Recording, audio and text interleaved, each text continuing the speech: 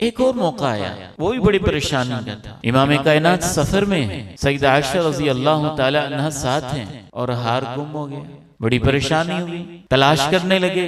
इतनी परेशानी हुई कि इमाम कायनात भी ढूंढ रहे हैं, हार की तलाश कर रहे हैं। हत्ता के जनाब सिद्दीक आए हैं, लोग उनको आके कह रहे हैं आपकी बेटी की वजह से मुसलमान परेशान है, पानी किसी के पास नहीं है, करीब कोई कुआं नहीं है, नमाज का वक्त हो रहा है, वुजू का इंतजाम नहीं है, आपकी बेटी का हार गुम है, उस वजह से सारे परेशान हैं। जनाब सिद्दीक अपनी बेटी को कुछ डांट भी रहे हैं, लेकिन अल्लाह रब्बुल इज्जत इस वाक़े के अंदर भी इतनी खैर पैदा कर देता है कि अल्लाह कहता है आज से पहले तुम्हें तयम्मुम का नहीं पता था, आज पानी नहीं मिल रहा है, तो इस वाक़े के अंदर तुम्हारे लिए खैर है कि आज के बाद मेरा हुक्म है जब पानी ना मिले तो मिट्टी के साथ तयम्मुम करके नमाज पढ़ ली। और फिर वही लोग जो बातें कर रहे थे, उनमें से अजीम लोग ये कहते हैं